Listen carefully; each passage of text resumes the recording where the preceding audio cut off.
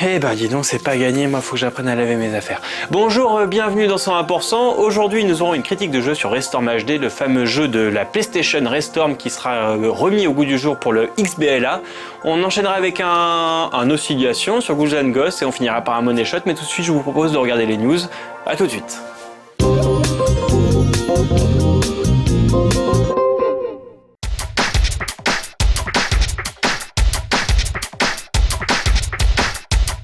Jolie surprise pour les fans de BlazBlue. Le jeu de baston 2D Dark System Works a visiblement bien marché, à tel point que l'éditeur Tradewest annonce que sa suite sortira cette année en Europe. Sous-titrée Continuum Shift, elle marque principalement l'arrivée de 2 nouveaux modes de jeu et de 3 personnages supplémentaires. Bien évidemment, d'autres petits ajouts viennent se greffer à l'ensemble, comme des stages, des musiques et des coups en plus. Bref, c'est la folie.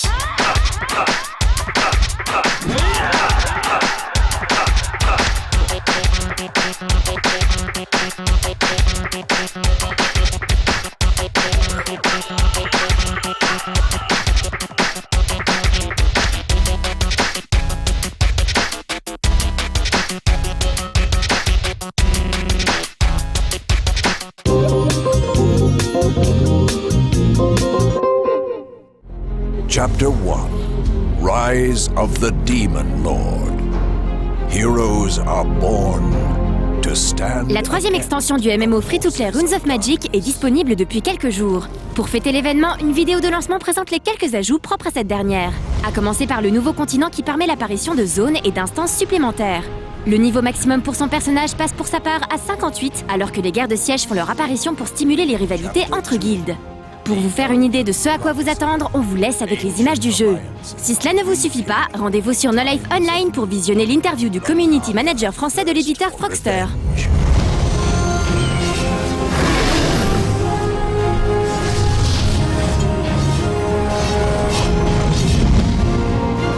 But true heroes can overcome even the darkest of nightmares. Chapter 3. The Elder Kingdoms. Beyond the known world, dark shadows are forming.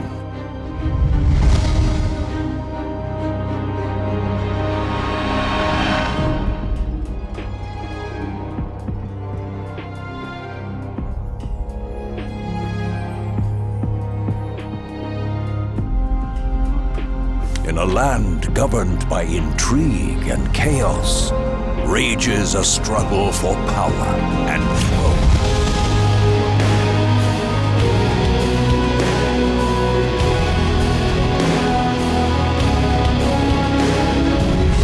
Fight for the destiny of Xandoria.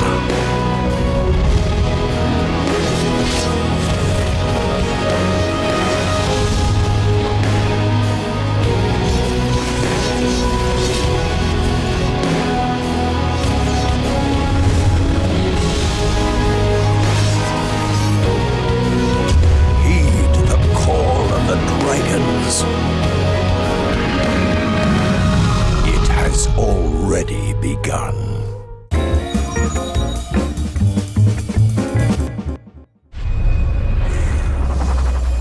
Attendue pour l'été 2009 puis repoussée de près d'1 an, l'adaptation cinématographique de Prince of Persia arrive enfin dans nos salles. Et pour tout dire, les fans de la série créée par Jordan Mechner regardaient cette superproduction à 150 millions de dollars d'un mauvais œil. Et pour cause. Le film est produit par Jerry Bruckheimer et Disney, soit la même association que pour la trilogie des Pirates des Caraïbes. Le réalisateur Mike Newell n'est pas franchement un habitué des blockbusters si l'on accepte Harry Potter et la Coupe de Feu. Enfin, le casting a étonné pas mal de monde, principalement du fait que Jake Gyllenhaal endosse le rôle du prince de Perse et qu'il ne soit pas réputé pour sa carrure et ses exploits physiques. Des raisons solides de craindre cette adaptation, la seule source d'espoir étant que Jordan Mechner s'est personnellement investi dans l'écriture du scénario.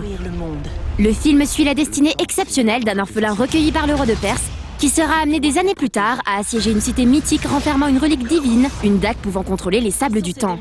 Trahi par son frère, le prince d'Astan devra s'enfuir avec Tamina, prêtresse de la cité assiégée, afin de laver son honneur, venger le roi et empêcher que les sables du temps ne soient libérés et ne détruisent le monde. Prince of Persia le film est vaguement adapté du jeu vidéo Prince of Persia les sables du temps, sorti en 2003. Et tous ceux qui ont joué au titre Ubisoft risquent de ne pas être surpris par le film de Mike Newell, tant celui-ci reprend la structure narrative du jeu vidéo. Certains plans en forme de clin d'œil reprennent les mouvements de caméra du jeu lors des descriptions des décors dans lesquels le prince va devoir évoluer. Mais le plus regrettable, c'est que les mêmes ressorts scénaristiques y sont utilisés, les mêmes twists, et la relation entre Dastan et Tamina fonctionne de la même manière que celle entre Farah et le prince. Le film manque donc de réelles surprises, mais reste un divertissement d'aventure assez plaisant pour qui n'a jamais posé ses mains sur le jeu. Malgré tout, Prince of Persia le film souffre parfois de l'interprétation assez irritante de certains comédiens, Gemma Arterton et Ben Kingsley en tête, ainsi qu'un montage peu lisible lors des scènes d'action. Au final, Prince of Persia Les Sables du Temps reste un pur divertissement familial efficacement emballé, malgré quelques sorties de route ici et là. Le film se laisse regarder sans déplaisir, mais on n'en sort pas non plus très enthousiasmé. En bref, aussitôt vu, aussitôt oublié.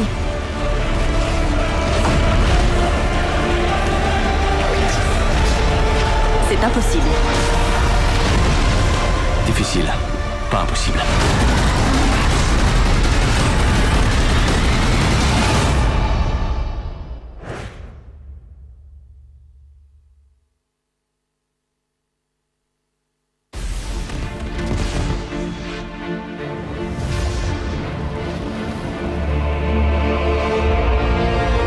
La légende parle de la force la plus puissante de l'univers. Les sables du temps. Ils sont contenus dans une dague sacrée. Certains ont juré de la protéger.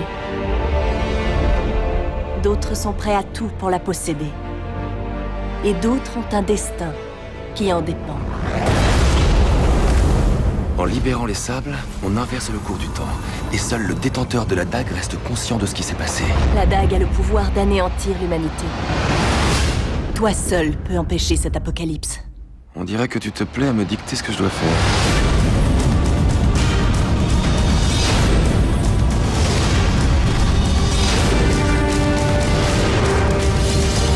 Le noble prince volant au secours de la belle. Qui a dit que tu étais belle? Tu ne me quittes pas du regard, il doit bien y avoir une raison à cela.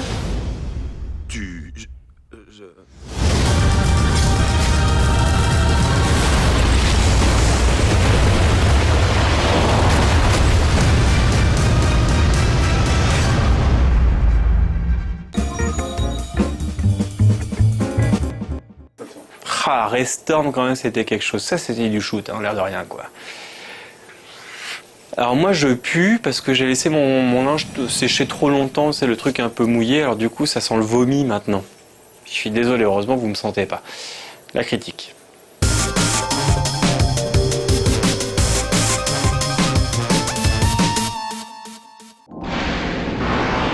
Les remakes de vieux shoot'em up apprécient tout particulièrement les plateformes téléchargeables, que ce soit le Xbox Live Arcade, le PlayStation Network et dans une moindre mesure le WiiWare. Après avoir été compilé à mort, remaké à gogo sur les précédentes générations de consoles, le shoot old school s'accroche au portefeuille des fans comme il peut. En voie de disparition, le genre s'est en effet quasi éteint, noyé par les FPS et les rail shooters. Le XBLA a ainsi donné asile à des classiques tels que R-Type Dimensions, Ikaruga, Space Invaders Extreme, Gyruss, Asteroids and Deluxe, Scramble, Xavios ou encore Time Pilot. Et il y a peu, un certain Raystorm HD s'est ajouté à cette liste déjà conséquente. Sorti en 1996 par Taito en arcade, Raystorm a été adapté l'année suivante sur PlayStation, puis sur Saturn et PC. Il faut dire qu'avec ses graphismes en 3D vus du dessus, ce shoot se prêtait bien à la toute première console Sony et son processeur principal dédié à la 3D. Étant en 3D, on se dit qu'un petit passage en HD ne pouvait pas lui faire de mal. Mais est-ce suffisant pour justifier un prix avoisinant les 15 €?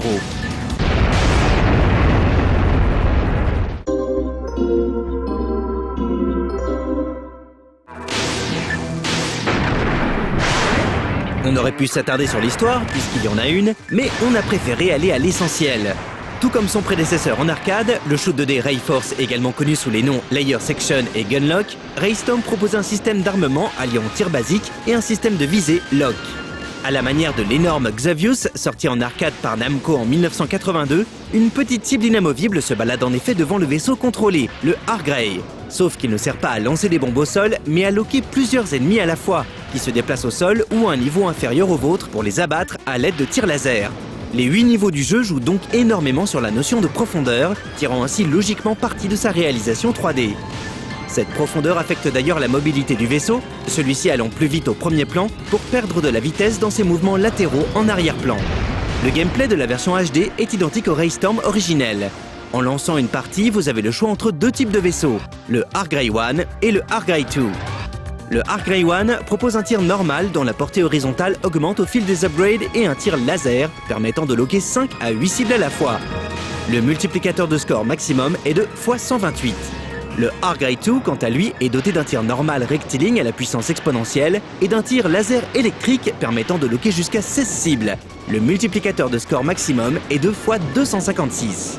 Mais la cadence de tir laser du Arc Ray 2 est réduite par rapport à celle de Arc Ray 1, ce dernier envoyant un laser par cible, tandis que le Arc Ray 2 n'envoie qu'un laser à la fois, détruisant une à une les cibles loquées. En revanche, une fois le laser autoguidé lancé, il est possible de continuer à loquer d'autres ennemis afin de réaliser des enchaînements de folie. Le Arc Ray 2 s'avère donc le plus jouissif des deux vaisseaux de base. Une fois votre appareil choisi, vous aurez le choix entre un mode auto et un mode manuel, où il faudra gérer indépendamment tir normal et laser. Deux jauges principales apparaissent à l'écran. La jauge verrouillage à gauche, indiquant le nombre de cibles qui peuvent être loquées, et la jauge attaque spéciale en haut à gauche. Vous pouvez en effet exécuter des attaques spéciales en appuyant sur Y lorsque la jauge correspondante est pleine.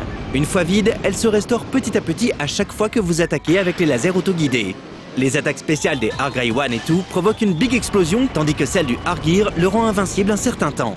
Quant au Arc Ray 0, il ne possède aucune attaque spéciale. Pour débloquer ces deux vaisseaux supplémentaires, il faudra terminer les modes arcade et extra. Pour vous aider, des items peuvent être récoltés en cours de jeu.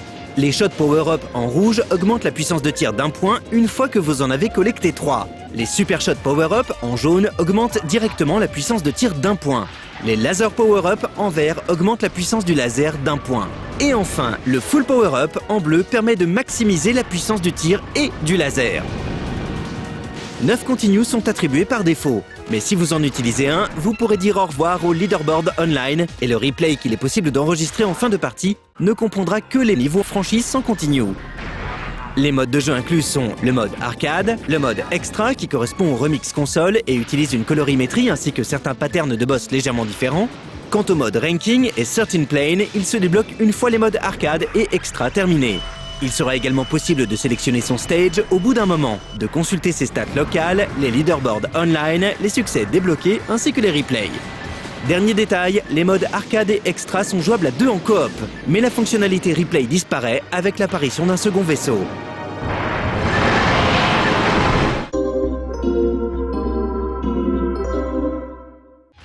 Raystorm HD propose des graphismes plus fins que l'original, tout en conservant le look 3D PlayStation. Sa réalisation reste donc rétro, et certains passages rappellent même le fameux mode 7 de la Super Nintendo. Les graphismes ne seront donc pas au goût de tout le monde, les jeux 3D ayant tendance à vieillir bien plus mal que les jeux 2D. Essayez de rejouer aujourd'hui à Toshinden par exemple. Assez court, Raystorm parvient à se rattraper grâce à un niveau de difficulté relativement élevé, mais aussi grâce à la profusion des modes proposés et à la fonctionnalité replay, qui pousse le joueur à la performance. Celle-ci nécessitera d'ailleurs un peu de patience et un gros apprentissage. Jouant sur la profondeur, le jeu manque par moments de lisibilité, et il est parfois difficile de déterminer sur quel plan se déplace un ennemi. Les collisions sont donc fréquentes durant les premières parties. Le système de lock, ingénieux, est le gros plus de ce shoot, qui s'avère sinon ultra classique. Si son gameplay comme ses graphismes s'est pris un petit coup de vieux, n'est pas Ikaruga ou Xavios qui veut, il n'en reste pas moins agréable et on se prend très vite au jeu. On regrettera l'absence d'un mode de joueur online ainsi que des musiques et des bruitages peu marquants. Mais surtout, on regrettera que le jeu soit vendu aussi cher. Les 1200 points demandés risquent en effet de calmer bien des ardeurs nostalgiques.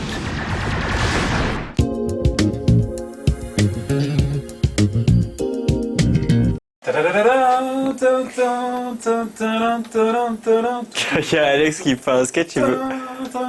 Ah, il est en train de me refaire le thème, je crois. Alors voilà, c'était Alex, je pense que vous l'entendez pas, mais il me refait le thème de Ghouls and Ghosts. Et du coup, c'est chouette parce que ça me fait la transition. Ah, il adore ça, hein, ce coquin. Eh ben, messieurs, dames, je vous demande de regarder donc ce fameux Oscillation Ghouls and Ghosts.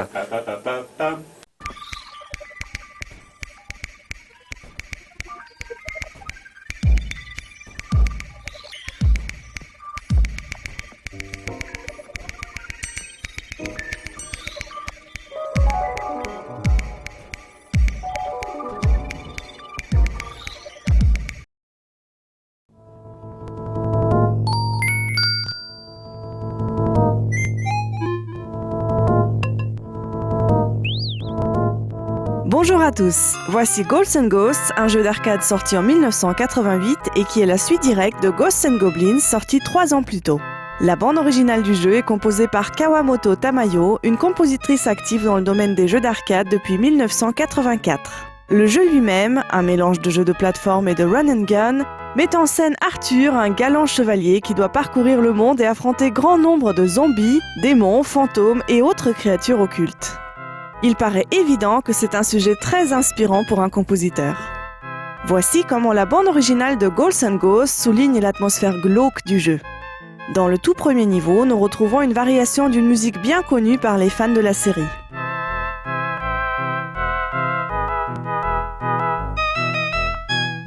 Il s'agit du thème de Ghosts and Goblins, comme on peut l'entendre dans les 2 premiers niveaux du jeu.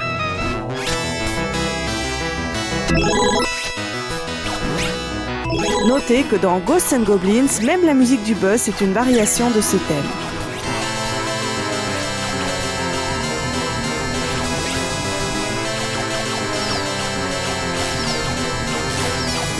Kawamoto Tamayo reprend alors le thème original de Mori Ayako et lui donne un air de ragtime avec des sonorités de petit orgue.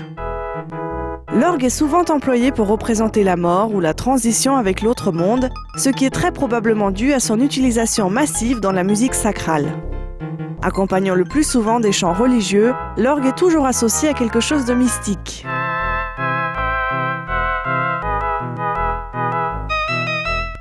Kawamoto Tamayo l'utilise d'ailleurs dans la grande majorité des morceaux de Ghosts and Ghosts, notamment dans les moments de transition, comme par exemple à la fin d'un niveau, ou entre 2 niveaux. Notez que la musique du premier boss contient à son début une référence évidente à la comédie musicale Le Fantôme de l'Opéra. Voici un extrait de l'original.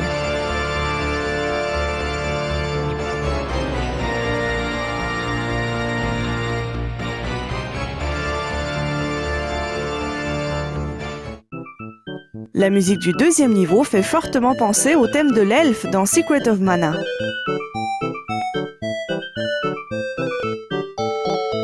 Légère, sautillante et accompagnée de sonorités de clochettes, elle ressemble à une danse nordique et ne colle pas du tout avec l'atmosphère sombre et glauque du niveau.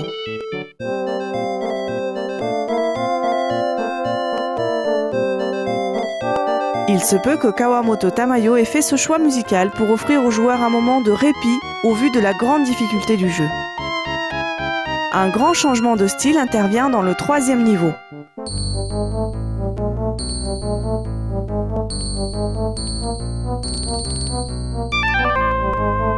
Malgré quelques bribes de mélodie à son début, la musique va rapidement devenir atonale et dissonante. Les changements de rythme soudains soulignent le sentiment de désorganisation musicale. Notre oreille a du mal à trouver ses repères. À un moment, les voix mélodiques vont se chevaucher dans une sorte de canon, avant un passage particulièrement désagréable à l'oreille, construit de quintes parallèles. Sachez qu'un enchaînement de quintes parallèles est strictement interdit dans la musique savante, tout simplement parce qu'il sonne très laid. Imaginez ça un peu comme une chemise bleu ciel avec une cravate orange fluo. Ça fait mal aux yeux. Ainsi, les compositeurs se servent de quintes parallèles seulement pour créer chez l'auditeur un sentiment de malaise auditif. Dans Ghosts and Ghosts, Kawamoto Tamayo nous offre une bande originale riche et variée. Notez qu'elle utilise des timbres et sonorités assez agréables à l'oreille et relativement peu de percussions, alors que la musique reste très présente malgré les bruitages. Ainsi, elle accompagne le joueur dans sa quête sans lui mettre trop de pression supplémentaire dans ce jeu qui est d'une extrême difficulté. La bande originale reste pour autant fidèle à l'atmosphère apocalyptique de Ghosts and Ghosts et donne au jeu un air de film d'horreur.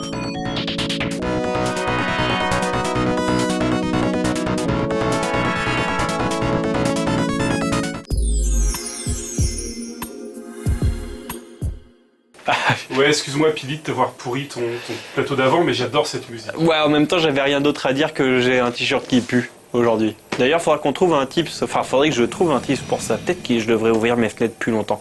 Bon, bref, Money Shot. Alex, merci pour ta participation. Tu nous as sauvé le plateau précédent. Allez hop. Bienvenue dans ce nouveau numéro de Money Shot. Aujourd'hui, on part dans le monde merveilleux de la science-fiction avec Splice et un film dont on taira le nom, du moins pour l'instant. Il aura fallu attendre 7 ans avant que Vincenzo Natali ne revienne à la fiction. Le très prometteur réalisateur de Cube et Cypher n'avait réalisé que des courts-métrages et des documentaires depuis le tournage de Nothing en 2003. Produit par Guillermo del Toro, Splice a mis du temps à refaire parler de lui. Tourné il y a plus de 2 ans et suivi d'un silence radio interminable, le film refait surface depuis quelques semaines par le biais d'affiches et de bandes annonces qui pullulent sur la toile. Interprété par Adrian Brody et Sarah Polley, Splice narre les expériences génétiques de 2 scientifiques qui conduiront à la naissance d'une créature hybride entre l'humain et autre chose. Tous 2 transposeront leurs espoirs et leurs frustrations sur cette aberration de la science. Vincenzo Natali aborde les thèmes du triangle amoureux, des désirs maternels inassouvis, des dérives de la science et de l'horreur au sein d'un film au croisement entre Alien et Frankenstein. À noter aussi l'incroyable transformation physique de Delphine Chenac en Draine, la créature à la sensualité troublante. Splice sortira en France le 30 juin. Here he comes. Careful. All clear. That's it. Heart rate stable.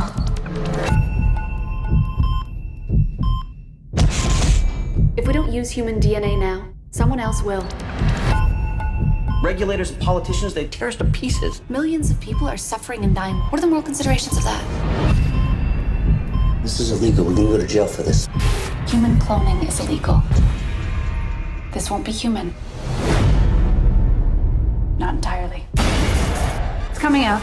It's not due for months. It's slippery.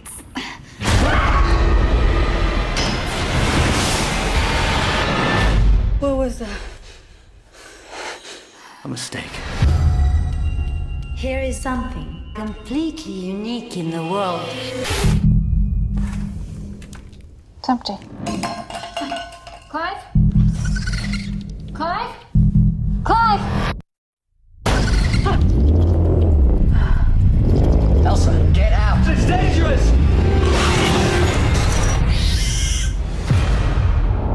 It's growing fast. Days within a matter of minutes. She's perfect. We'd crossed the line. What did you expect when you made it? Didn't you have a plan? You can't let her out. Specimens need to be contained. Don't call her that. What is going on?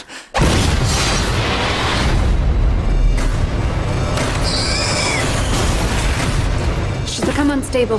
This is the disaster everyone warns about. A new species set loose in the world.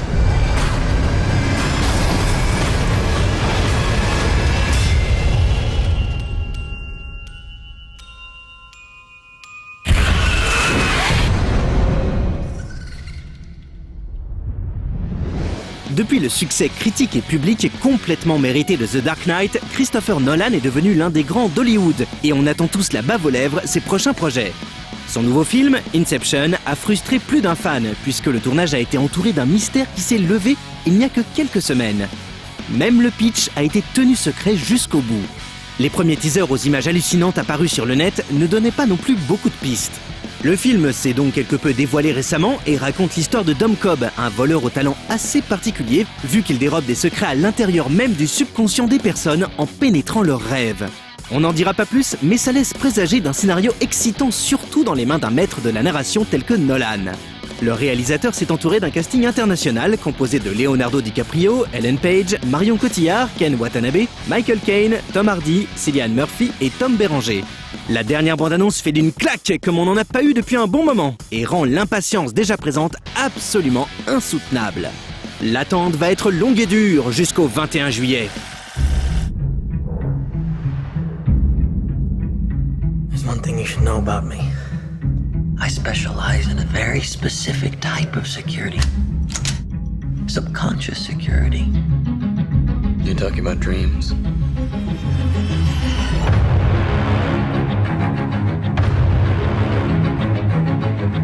Mr. Cobb has a job offer he would like to discuss with you.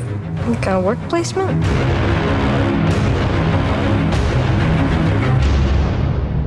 Not exactly. We create the world of the dream. We bring the subject into that dream, and they fill it with their secrets. Then you break in and steal it. Well, It's not strictly speaking legal. It's called Inception. I'm ready.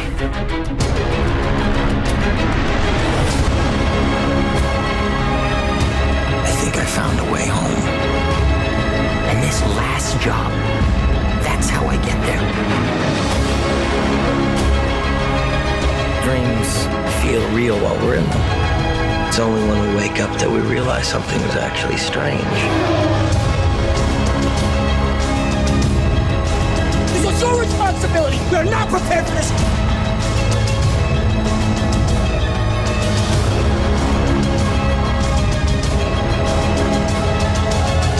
The dream's collapsing. I have it under control.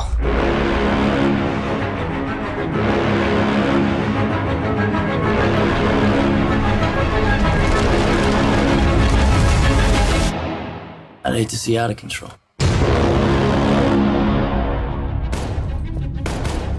You mustn't be afraid to dream a little bigger, darling.